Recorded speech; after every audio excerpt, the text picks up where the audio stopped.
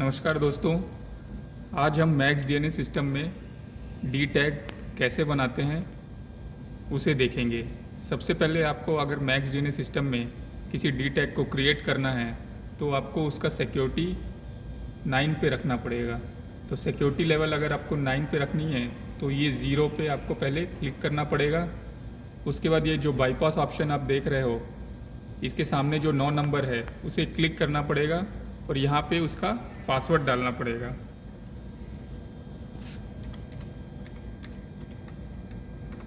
Password डालने के बाद एंटर मारना पड़ेगा और आप देखेंगे कि आपका जो सिक्योरिटी लेवल है वो 9 पे आ चुका है। सिक्योरिटी लेवल 9 पे आने के बाद आपको विंडोज़ की बटन दबानी है और मैक्स व्यू एडिटर में जाना है। जब मैक्स व्यू एडिटर की विंडो खुल जाएगी तो आपको यहाँ पे ब्राउज कॉन्फ़िगरेशन का एक ऑप्शन दिखेगा। ब्राउज कॉन्फ़िगरेशन के ऑप्शन को आपको क्लिक करना है और आपको उसके बाद यहाँ पे उसका विंडो ओपन हो जाएगा। इस विंडो में आपको एक ऑनलाइन कॉन्फ़िगरेशन का ऑप्शन दिखेगा। जब उसे आप एक्सटेंड करेंगे तो आपको यहाँ पे बहुत सारे सर्विसेज दिखेंगी। आपको जिस भी सर्विसेज में जाना है वहाँ पे आप ये प्लस का बटन दबा के उसके अंदर जा सकते हैं।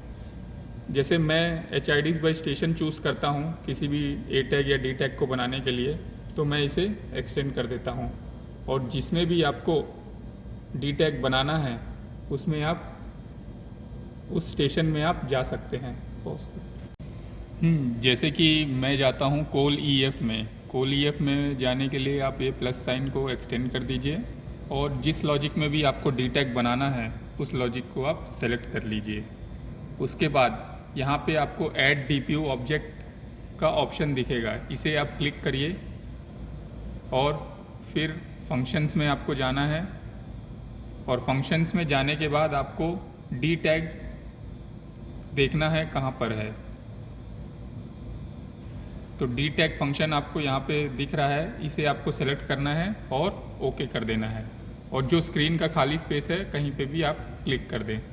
तो आप देख सकते हैं कि यहाँ पे आपका डी टैग क्रिएट हो चुका है। डी टैग तो आपने क्रिएट कर लिया, आप उसे कॉन्फ़िगर करने की बारी है। तो चलिए अब उसे हम कॉन्फ़िगर करते हैं। यहाँ जूम करने के लिए आप डाउन एरो बटन दबाएंगे तो ये आपका जूम हो जाएगा। इसे कॉन्फ़िगर करने के लिए आप इस डी टैग को डबल क्लिक करिए। डबल क्लिक करने पे आपको उसकी कॉन्फ़िगरेशन विंडो ओपन हो जाएगी। तो सबसे पहले उसे हम टैग नेम देंगे। तो चलिए मैं इसे टैग नेम दे देता हूँ test_d टैग और ओके कर देता हूँ। तो यहाँ पे मुझे इस फंक्शन ब्लॉक का test_d टैग एक टैग नेम बन गया। इसके बाद आप इसका डिस्क्रिप्शन डाल दीजिए। मान लेता हूँ ये मेरा डी टैग है।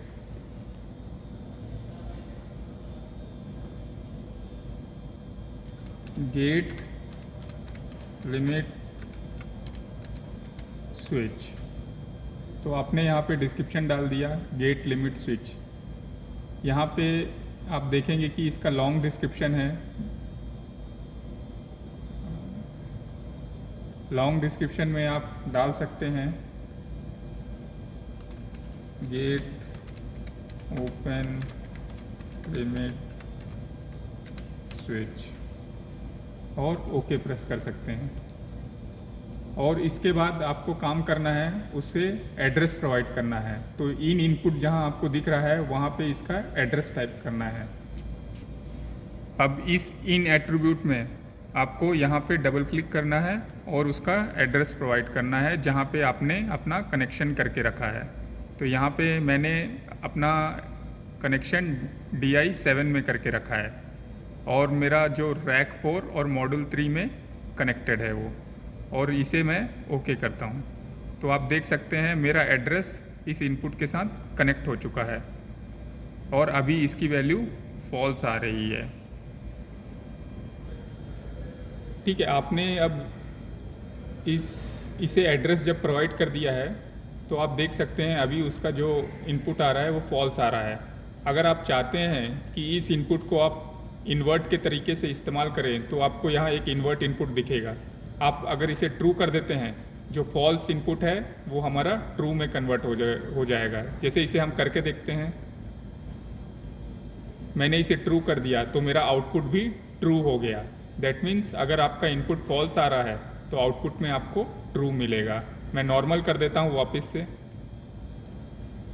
और आप देखिए यहाँ पे ये फॉल्स आ गया। अब यहाँ पे हम इसके अलार्म्स को एनेबल करते हैं। जब यहाँ पे आप देख सकते हैं एक एनेबल अलार्म करके एक एट्रीब्यूट है, आप उसमें डबल क्लिक करिए और यहाँ पे आप देख सकते हैं आपको 3 ऑप्शंस मिलेंगे, alarm if high, alarm low and on change. यदि आपका इनपुट ट्रू आता है और उसे आप एज अ अलार्म डिस्प्ले कराना चाहते हैं अपने अलार्म डिस्प्ले में, तो अलार्म इफ हाई में सेलेक्ट करिए। यदि आप इसे अलार्म लो में सेलेक्ट करेंगे तो ये यदि मेरा डिजिटल इनपुट लो जाता है तो वो अलार्म डिस्प्ले में आपका लॉग हो जाएगा। चलिए मैं इसमें अपना अलार्म इफ हाई सेलेक्ट कर लेता हूँ और ओके कर देता हूँ। अब अलार्म सेट करने के बाद आप इसका अलार्म बिहेवियर सेट करना होता है। अलार्म बिहेवियर सेट करने के लिए आपको अलार्म बिहेव एट्रीब्यूट में जाना है और उसे डबल क्लिक करना है, और जब आप इसे डबल क्लिक करेंगे तो यहाँ पे आपको 5 ऑप्शंस दिखेंगे। आप अलार्म बिहेव एट्रीब्यूट से यह पता लगा सकते हो कि जो आपका अलार्म मैसेज है वो अलार्म डिस्प्ले में कैसे बिहेव करेगा। आपको यहाँ पे 5 ऑप्शन मिलते हैं। पहला जो कि रिटर्न टू नॉर्मल अलार्म है, जिसमें आपका अलार्म यदि लिमिट्स के बियॉन्ड है तो वो जब तक रहेगा अलार्म डिस्प्ले में जब तक वह लिमिट्स के बियॉन्ड है। यदि वो विद इन लिमिट्स आ जाता है तो वो हट जाता है। दूसरा ऑप्शन है create a normal alarm if acknowledge alarm clears. यह ऑप्शन आपको जब चूज़ करना है यदि आपको अलार्म आता है और आपको एक्नॉलेज करने पर ही अलार्म क्लियर हो। तीसरा ऑप्शन आपको तब चूज़ करना है जब आप चाहते हो कि अलार्म आकर अपने आप ऑटो एक्नॉलेज हो जाए और क्लियर हो जाए, इवन इफ वो अनएक्नॉलेज्ड है ऑपरेटर के थ्रू। चौथा ऑप्शन आपको जब चूज़ करना है जब 1 और 2 की प्रॉपर्टीज़ को आप कंबाइन करना चाहते हैं। पांचवा ऑप्शन आपको जब चूज़ करना है जब आपको सिर्फ उसे लॉक करवाना है और कुछ नहीं करना है, जैसे क्लियर करना या एक्नॉलेज करना। मैं इसे अपने अलार्म को चूज़ कर लेता हूँ सेकंड ऑप्शन पे, create a normal alarm if acknowledge alarm clears, और ओके कर देता हूँ। ठीक है, आपको अगर न्यूसेंस अलार्म्स को अवॉइड करना है तो आपको यहाँ पे अलार्म डिले सेट करना पड़ेगा। मान लेता हूँ मैं अपना अलार्म डिले 1 सेकेंड पे सेट कर देता हूँ और ओके कर देता हूँ। तो इससे ये होगा जो भी विद इन 1 सेकेंड के अंदर अंदर जो भी न्यूसेंस अलार्म आएंगे वो अब नहीं आएंगे। उसके बाद आपको यहाँ पे अलार्म की सीवीआईटी सेट करना है। अलार्म की सीवीआईटी आप यहाँ पे देख सकते हैं 1 से 5 नंबर तक हैं। आप जिस भी सीवीआईटी को सिलेक्ट करेंगे उस सीवीआईटी के अकॉर्डिंगली आपको आपका अलार्म डिस्प्ले में डिस्प्ले होगा। मैं मान लेता हूँ मैं यहाँ पे उसकी सीवीआईटी 4 पे सेट करता हूँ और ओके करता हूँ। जब आपने अलार्म का बिहेवियर और अलार्म की सीवीआईटी सेट कर ली है, उसके बाद यहाँ पे आप देख सकते हैं एक एट्रीब्यूट आपको कटआउट मिलेगा। तो कटआउट में मेरा कोई भी कंडीशन आप यहाँ पे अगर डालेंगे और वो ट्रू होती है तो हमारा जो अलार्म है वो इनिबिट हो जाएगा और उस समय वो लॉग नहीं होगा। आप यहाँ देख सकते हैं कि एक एट्रीब्यूट है फॉल्स टेक्स्ट।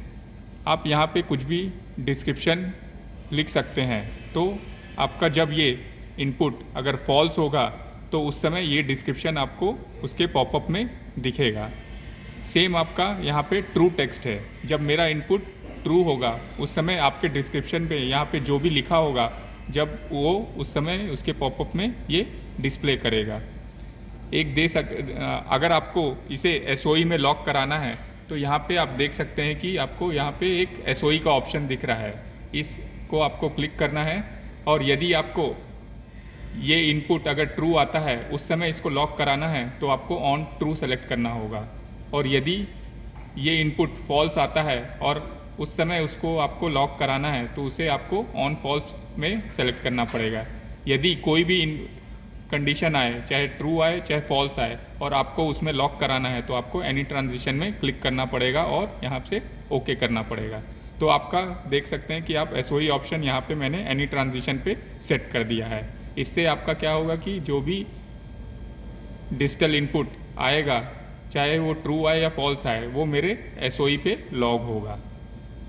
आप एक देख सकते हैं एक और एट्रीब्यूट मेरा मोड। यहाँ पे हमारे डी टैग में भी 2 मोड होते हैं, नॉर्मल मोड और फोर्स्ड मोड। आप देख सकते हैं ये मेरा नॉर्मल मोड है और फोर्स्ड मोड है। नॉर्मल मोड में हमारा जो एक्चुअल इनपुट आ रहा होगा उसी को ये ब्लॉक हमारा ट्रैक करता है, और यदि आप इसे फोर्स मोड में सेलेक्ट कर देते हैं तो जो भी आप फोर्स्ड वैल में जो भी ट्रू या फॉल्स इनपुट देंगे वो उसको ट्रैक करेगा।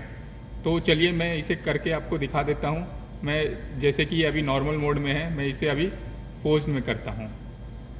तो आप देख सकते हैं कि मेरा फोर्स्ड वैल में फॉल्स इनपुट पड़ा था, इसलिए वो आउट में भी फॉल्स निकाल रहा है। चलिए मैं फोर्स्ड वैल को ट्रू करता हूँ। तो आप देख सकते हैं कि मेरा आउट भी ट्रू हो चुका है। तो फोर्स्ड मोड में जो भी आप फोर्स्ड में जो भी वैल्यू दिए रहेंगे वो उसको ट्रैक करेगा। चलिए मैं इसका मोड जो है वो नॉर्मल कर देता हूँ। ये मैंने नॉर्मल कर दिया। तो इसी के साथ आपका डी टैग का कॉन्फ़िगरेशन कंप्लीट होता है। चलिए हम इसे मैक्स व्यू रन टाइम में एक बार इसका पॉपअप देख लेते हैं कि ये कैसे दिखता है। तो आप देख सकते हैं कि ये आपका डी टैग का पॉपअप जो हमने क्रिएट किया था ये इस तरीके से दिख रहा है। तो फ्रेंड्स, इसी के साथ हमारा ये वीडियो डी टैग का कंप्लीट होता है। आशा करता हूँ आपको ये वीडियो पसंद आया होगा।